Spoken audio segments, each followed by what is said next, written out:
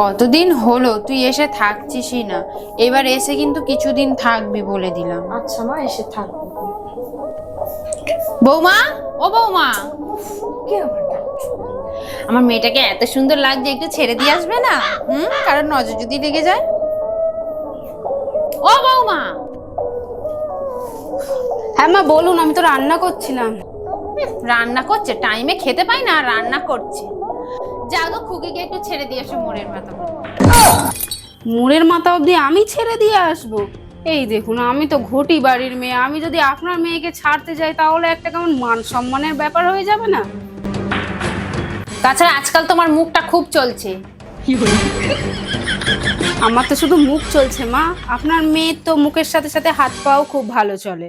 আর শুনেছি দাদাকে যেভাবে উদম কেলানি কেলায়, রাস্তায় দু একজনকে দেখতে পেলে যদি কেউ পিছনে লাগে তাদেরকেও না হয় দু এক ঘাত দিয়ে দেবে। এখন আমার আর যেতে হবে না। দেখেছো, দিলে তো মুখে ঝামাটা বসে। কি দরকার ছিল ওকে দেখা? আমি একাই চলে যেতে পারবো।